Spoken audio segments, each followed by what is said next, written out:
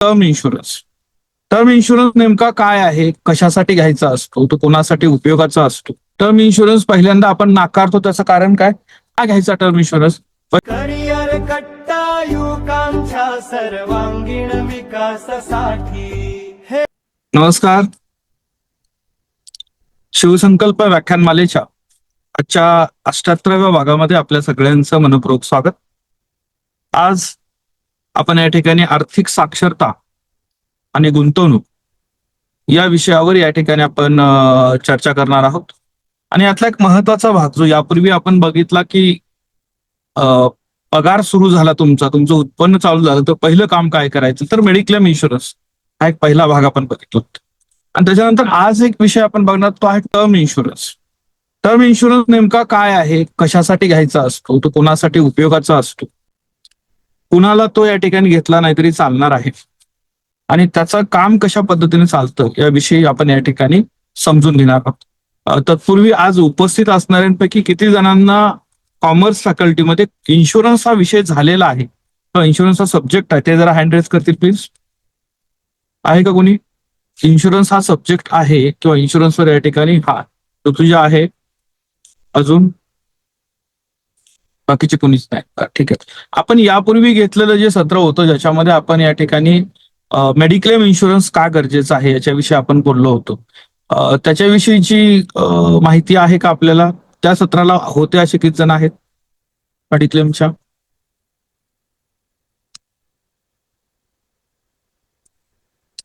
कोणीच नाही. ठीक आहे सर. आता बघा, सगळ्यात महत्वाचं इन्शुरन्स आणि इन्शुरन्स मध्ये टर्म इन्शुरन्स काय आहे हा भाग आपण या ठिकाणी समजून घेण्याचा प्रयत्न करणार आहोत.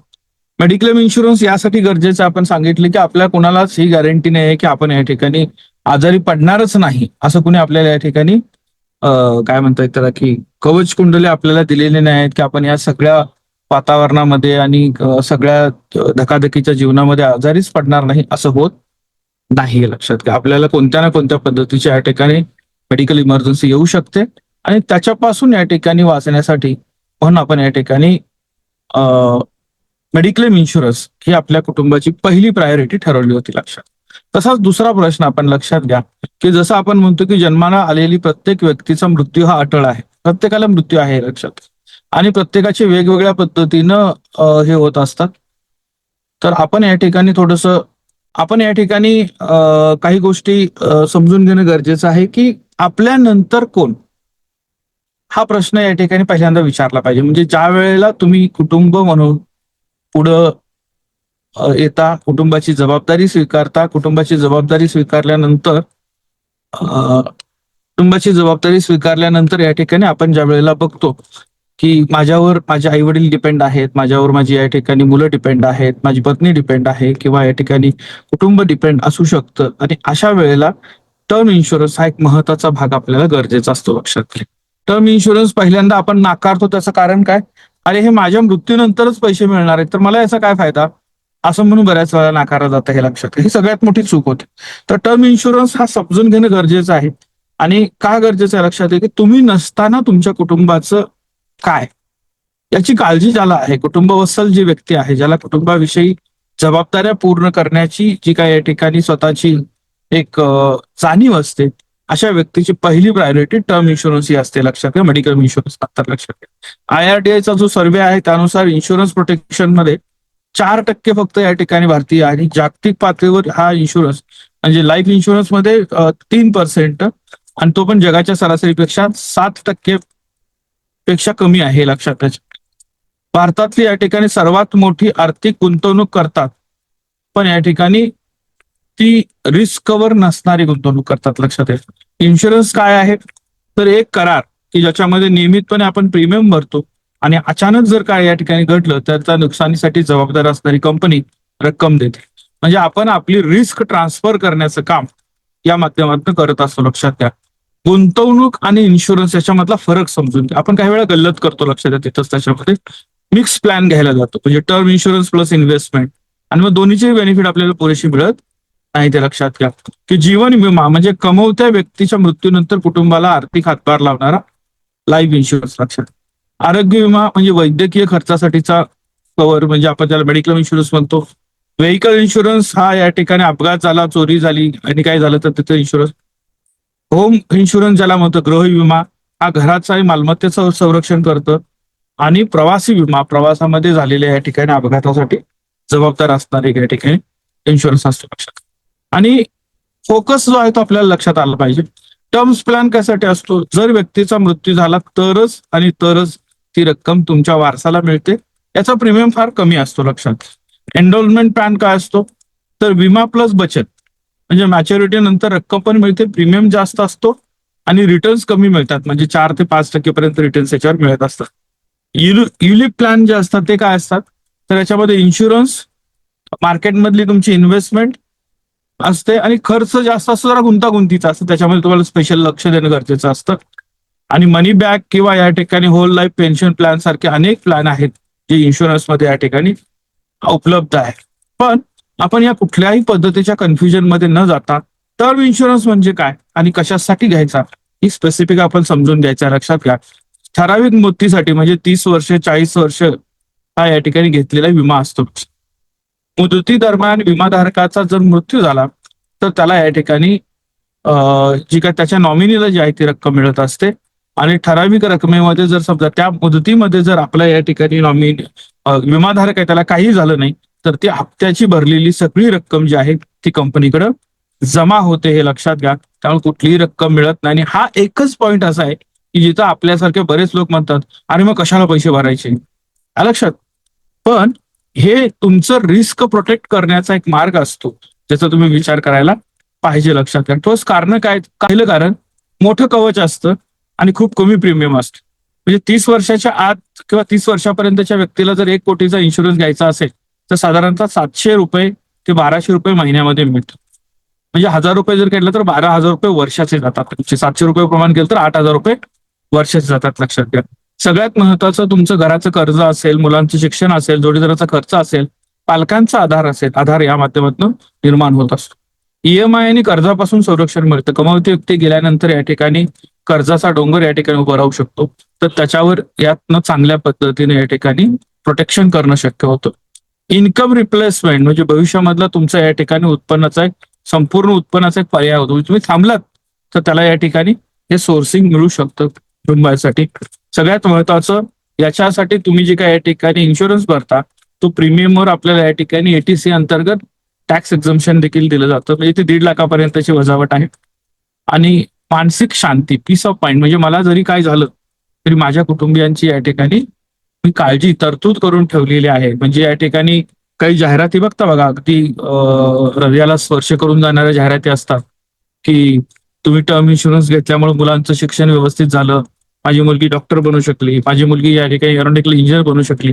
या जाहिराती करण्यापाठीमागचा उद्देशच असतो त्यांना हे समजावून सांगायचं असतं की टर्म इन्शुरन्समुळे तुम्ही तुमचं आत्ताचं लाईफस्टाईल तुमच्या नसल्यानंतर देखील कुटुंबियांसाठी प्रोटेक्ट करू शकता. हा त्यामधला महत्वाचा भाग आहे. लवकर घेतल्यानंतर तो स्वस्त भेटतो. म्हणजे वयाच्या 25व्या वर्षी घेतला किंवा 40व्या वर्षी घेतला तर 25व्या वर्षीचा प्रीमियम 40व्या वर्षी घ्यायला जाल तेव्हा तर 3 पट वाटलेला असतो, लक्षात घ्या. कोणाला टर्म इन्शुरन्सची गरज नाही, म्हणजे हाही प्रश्न महत्वाचा. सगळ्यांनाच आहे का? काही लोकांना गरज.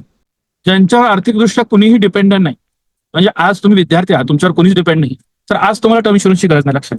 ज्यांच्याकडे आधीच, म्हणजे आता समजा तुमचा कुटुंबाचा खर्च किती 5-7 कोटी रुपये खर्च येणार आहे आणि 10 कोटी रुपये तुमच्याकडे पडून आहेत, तर अशा व्यक्तीला टर्म इन्शुरन्सची गरज नाही, हे लक्षात घ्या. त्यानंतर इंडिपेंडन्स, म्हणजे डिपेंडन्सी नसण्याला एकटा कमवतात. म्हणजे लग्नच केलेलं नाही आहे, कोणाची जबाबदारीच नाही आहे आणि माझं मला एकटं राहायचं आहे, मला पुढची, त्याच्या व्यक्तीला काही या टर्म इन्शुरन्सची गरज नाही, हे लक्षात. पण आपण सगळे ज्यांना कुटुंबवत्सल आहात, कुटुंबामध्ये राहायचं आहे, वाढायचं आहे, जबाबदाऱ्या आणि कर्तृत्व सिद्ध करायचं आहे, त्या प्रत्येकासाठी टर्म इन्शुरन्स हा गरजेचा आहे. किती रकमेचा घ्यावा? तर याचं कॅल्क्युलेशन असतं की तुमच्या उत्पन्नाच्या 15 ते 20 पटीचा. म्हणजे तुमचं वार्षिक उत्पन्न जर 6 लाख असेल तर साधारणतः 1 कोटीपर्यंतचा किंवा 1,20,00,000पर्यंतचा तुम्हाला टर्म इन्शुरन्स मिळू शकतो. त्याच्यात सगळे चालू कर्ज, मुलांचे शिक्षण, भविष्यातली किंमत आणि महागाई या सगळ्या गोष्टी या ठिकाणी आपण ऍड करू शकतो, लक्षात घ्या. सगळ्यात महत्वाचं, लाईफ व्हॅल्यू जी आहे, ज्याला म्हणतात ह्युमन लाईफ व्हॅल्यू, ही IRDAच्या पद्धतीने या ठिकाणी कॅल्क्युलेट केली जाते आणि त्यानुसार त्या शिफारशी असतात, लक्षात घ्या. कधी घ्यावा? शक्य तितक्या लवकर तुम्ही तुमचा टर्म इन्शुरन्स घेतला पाहिजे. तुमच्यावरची डिपेंडन्सी जशी वाढेल तशी. तरुणपणामध्ये प्रीमियम कमी असतं, तुमचं आरोग्य चांगलं असतं, त्यामुळे टर्म इन्शुरन्स ऍक्सेप्ट लगेच होतो लक्षात. त्यानंतर नोकरीचा पहिला पगार आल्यानंतर आपण म्हणतो की टर्म प्लॅन किंवा हेल्थ प्लॅन हे 2 निर्णय महत्वाचे. म्हणजे जसं मी तुम्हाला सांगितलं, पहिला पगार आल्यानंतर काय घेतलं तर तुमची स्वप्न असतात. मला आयफोन घ्यायचा आहे, तो पण EMI वर. मला बाईक घ्यायची आहे, ती पण EMI वर.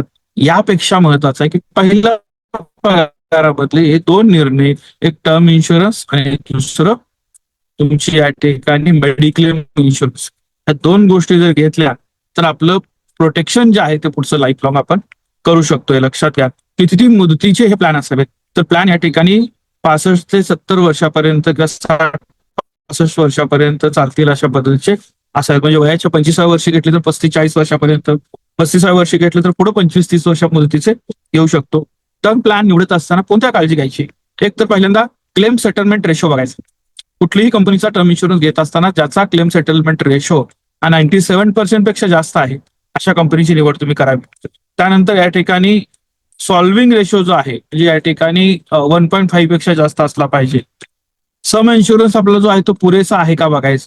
म्हणजे अगदीच कमी रकमेचा घ्यायचा नाही ज्याचा उपयोगच होणार नाही, हे लक्षात घ्या. तेही तुमच्या डोक्यात असलं पाहिजे. प्रीमियम जे आहे ते प्रीमियम थोडेसे स्टेबल असतील या पद्धतीचे घ्यायचं. म्हणजे काही जसे जसे महागाई वाढेल तसं प्रीमियम वाढणारे जर प्लॅन घेतले तर तुमचे फायनान्शियल कॅल्क्युलेशन्स काही या ठिकाणी बिघडू शकतात, लक्षात घ्या. त्याच्यावर रायडर्स, क्रिटिकल इलनेस किंवा या ठिकाणी ऍक्सिडेंटल डेथ, वेवर प्रीमियम किंवा या ठिकाणी इतर काही या ठिकाणी रायडर्स घ्यायचे योग्य असतील ते.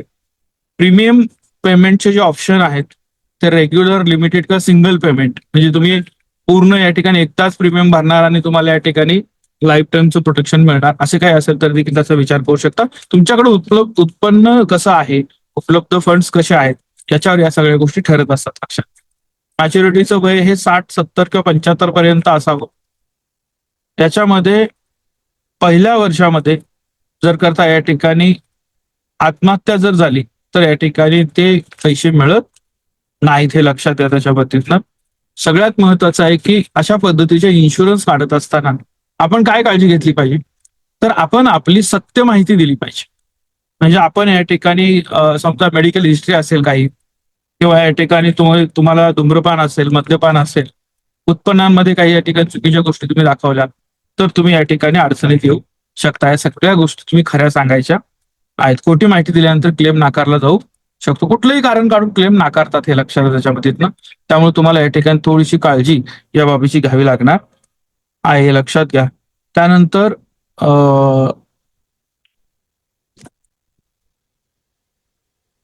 खरी माहिती असेल तरच या ठिकाणी तुम्हाला क्लेम दिला जातो. हे सगळे या ठिकाणी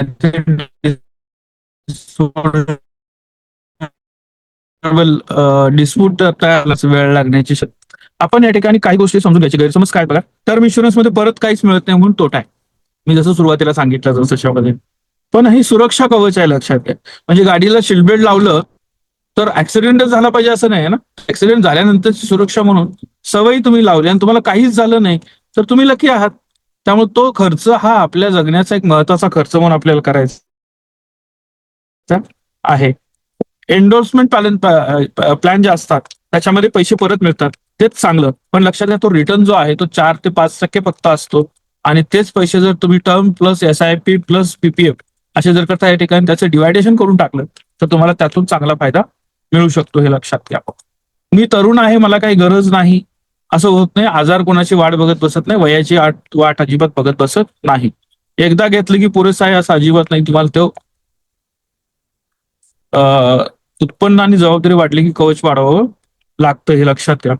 त्याच्यानंतर या ठिकाणी आपण हे समजून घेऊ त्याच्यामध्ये की टर्म इन्शुरन्स ज्या वेळेला आपण या ठिकाणी बघत असतो त्यावेळेला त्याची या ठिकाणी ऑनलाईन प्लॅन विश्वासार्ह नाही असं म्हणतो.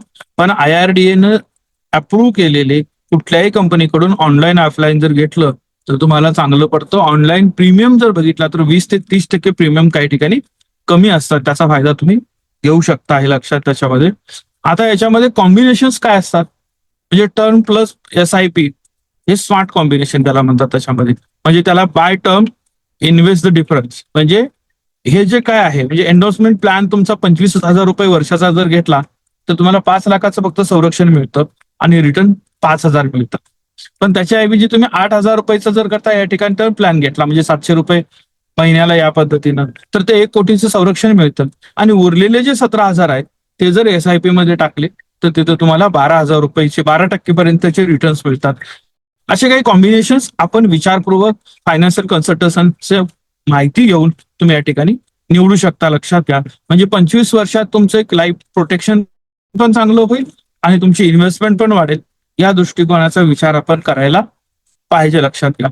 आता महाराष्ट्रात किंवा भारतामध्ये का गरजेचं आहे? कारण आपल्याकडे कुटुंब पद्धती आहे.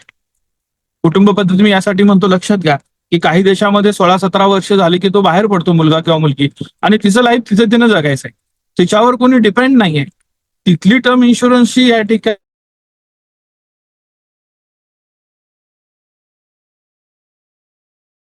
असू शकतं किंवा असतं. त्यामुळे टर्म इन्शुरन्सची गरज आपल्याकडे जास्त आहे. लक्षात घ्या. घरामध्ये एकुलते, आता ते बदलत चालले प्रमाण हळूहळू, पण एकच व्यक्ती कमवते असते.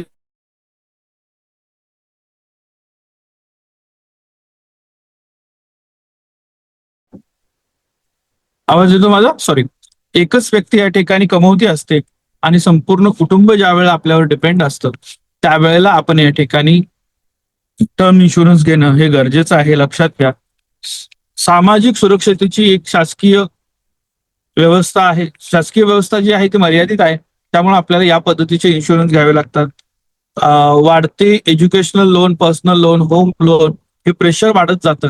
आणि तुम्ही जर अशा पद्धतीचं काही प्रोटेक्शन घेतलं नसेल तर या ठिकाणी कुटुंबाला मनस्ताप सहन करावा लागू शकतो. त्यांचं जगणं मुश्किल होऊ शकतं. यासाठी घ्यायचं. लक्षात घ्या. शेतकरी स्वयंरोजगारासाठी, स्वयंरोजगार काम करणारे जे आहेत त्यांनी देखील टर्म इन्शुरन्स योग्य पद्धतीने घ्यायला पाहिजे आणि त्याच्यासाठी उपलब्ध आहे. आता काय करायचं? आपला एक ऍक्शन प्लॅन काय पाहिजे? पहिल्यांदा आपलं वार्षिक उत्पन्न जे तुमचं तयार होणार आहे त्याचं कॅल्क्युलेशन करून त्याच्या या ठिकाणी 15 ते 20 फीट टर्म इन्शुरन्स घ्यायचा आहे. मग आता तुम्ही म्हणा सर आता कुठं काय चाललंय, आम्ही अजून FY SY टीवायला आहे, मग अजून आम्ही स्पर्धा परीक्षेची तयारी 2-3 वर्ष करणार आहे, मग मला कदाचित म्हणजे आमच्यात काही विद्यार्थी मला भेटतात सर आत्ताच कुठे 27 वर्ष झालेत, अजून 2 वर्ष मला शिकायचं आहे. अशा पद्धतीने जेव्हा तुम्ही विचार करता तर त्या गोष्टी म्हणाल हे सगळं नंतर आम्हाला उपयोगाला येईल त्यावेळेला बघू. पण हे आज का विषय घेतला हे समजून घ्या. तुम्हाला याचं प्लॅनिंग करायचं म्हणजे तुमच्या खर्चामध्ये, तुमच्या लाईफस्टाईलमध्ये या खर्चांचा समावेश जर झाला तर तुमचे कॅल्क्युलेशन्स आणि तुमचे प्लॅनिंग जे आहे ते चांगले होऊ शकतात. हे लक्षात घ्या. त्याच्यानंतर तुमचे काही चालू कर्ज असतील किंवा या ठिकाणी प्रत्येक कंपनीचा CSR ज्याला म्हणतात, क्लेम सेटलमेंट रेशो, हा काढा, तो व्यवस्थित तपासा आणि त्यानुसार या ठिकाणी कंपनी निवडणं गरजेचं आहे. वैद्यकीय माहिती जी आहे ती प्रामाणिकपणे द्यायची. तिथं त्या ठिकाणी चुकीची माहिती द्यायची नाही. मला व्यसन कुठलंच नाही किंवा मला मेडिकल हिस्ट्री काहीच नाही, अशा कुठल्याही पद्धतीची जर माहिती तुम्ही द्याल आणि या ठिकाणी तुम्ही जे चुकीचं असल्याचं नंतर जर निदर्शनास आलं तर क्लेम नाकारले जाऊ शकतात. मी आता छोट्या छोट्या गोष्टी सांगेन तुम्हाला. लक्षात घ्या की आता तुमच्या मोबाईलला सगळ्या गोष्टी ट्रेस होत असतात. म्हणजे तुमची चालण्याची सवय आहे का, तुम्ही काही झोमॅटो वगैरे याच्यावरनं ऑर्डर काय करता, तुम्ही या ठिकाणी ब्लिंकिटवरनं कुठले मेडिसिन ऑर्डर करता, वेगवेगळ्या याच्यामधून तुम्ही प्रिस्क्रिप्शन कुणाशी चर्चा, हा सगळा डेटा कुठं ना कुठेतरी असतो. आणि हा डेटा ज्या कंपन्या कोट्यावधी रुपयाची रिस्क घेत असतात ते अत्यंत चांगल्या पद्धतीने सुरक्षित ठेवत असतात. ते तुम्हाला तोपर्यंत बोलत नाहीत जोपर्यंत तुमचा क्लेम येत नाही, तोपर्यंत प्रीमियम घेत जातात. ज्या वेळेला या ठिकाणी क्लेम येईल त्यावेळेला प्रॉब्लेम येतो. तुमच्याकडे येणारे जे काही या ठिकाणी कन्सल्टंट असतात ते बऱ्याच वेळा चुकीचा सल्ला देतात. आपल्याला लक्षात घ्या. चुकीचा सल्ला कसा असतो की आपल्याला या ठिकाणी उत्पन्न वाढवून दाखवलं जातं का, तर त्यांचं टार्गेट कंप्लीट करण्यासाठी मोठी पॉलिसी तुम्हाला द्यायची असते. किंवा या ठिकाणी माहिती चुकीची, हा चला तुम्हाला माहित नाही तर चालेल मी भरतो माहिती, त्यात उंचीचा फरक पडलेला असतो, तुमच्या वजनामध्ये फरक. आता वजन कमी जास्त होऊ शकतं पण उंची जास्त होऊ शकते का, कमी होऊ शकते का? त्यामुळे त्या काही गोष्टी असतात ज्याची या ठिकाणी तुम्हाला खात्री करायची आहे की मला कशा पद्धतीनं इन्शुरन्स घेत असताना माहिती दिलेली आहे, द्यायची आहे. लक्षात घ्या. त्यामुळे ही क्लेम न मिळण्याची जी 5 कारणं आहेत की ज्याच्यामध्ये वैद्यकीय माहिती लपवणे किंवा खोटी माहिती देणे, नॉमिनीच लिहिलेला नसणे, प्रीमियम वेळेवर न भरणे, पॉलिसीच्या अटी व नियमांचं वाचन न करणे आणि पॉलिसीबद्दल कुटुंबांना माहितीच नसते, पॉलिसीचा क्लेमच केला जात नाही, त्यानंतर या ठिकाणी याचा उपयोग होत नाही. आपण काय करायचं आहे, तुम्ही तुमच्या घरातली जी काही कमवती व्यक्ती आहे त्या व्यक्तीबरोबर डिस्कस करा.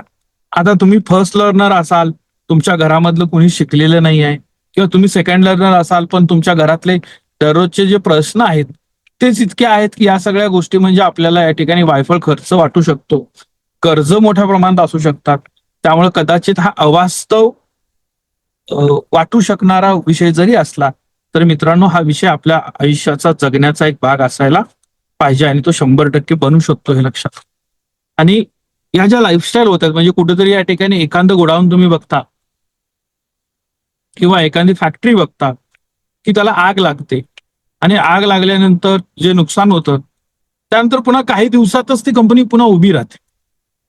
कशी उभी राहते? कारण त्यांनी या सामाजिक या ठिकाणी असणाऱ्या व्यवस्थेचा फायदा घेतलेला असतो, त्यांनी इन्शुरन्स घेतलेला असतो, त्यांना फारसा प्रॉब्लेम येत नाही. लक्षात घ्या, आपण कुठल्याही पद्धतीचं इन्शुरन्स प्रोटेक्शन न घेता ज्या वेळेला काम करतो त्यावरती सगळी रिस्क स्वतःवर येते. लक्षात घ्या, आणि ती रिस्क जास्त असते. त्याचा या ठिकाणी तुमची सगळी आवाज येतो माझा? हो येतोय तुमची सर. सगळी व्यवस्था जी आहे सगळी व्यवस्था कोलमडून पडू शकते. त्यामुळे तुम्ही या सगळ्याचा थोडासा गांभीर्याने विचार करणं गरजेचं आहे. टर्म इन्शुरन्स हा आपल्या आयुष्याच्या सुरुवातीला घ्यायचा एक महत्वाचा निर्णय आहे. तर याविषयीची ही जी माहिती आहे ती थोडीशी गुगल करा. गुगल करण्यापेक्षा तुम्ही चॅट जीपीटीला वगैरे वापरता की तुमचं नाव सांगा, माझं हे वय आहे, मला या क्षेत्रात करिअर करायचं आहे व हे काम करणार आहे, मला टर्म इन्शुरन्स कितीचा घ्यायला पाहिजे, कधी घ्यायला पाहिजे, कोणत्या कंपनी निवडायच्या आहेत, कशा विचार केला पाहिजे निवडत असताना. तर आज सहभागी सगळ्यांचं मनपूर्वक मी या ठिकाणी आभार मानतो आणि आजचं सेशन इथंच संपलं असं जाहीर करतो. धन्यवाद.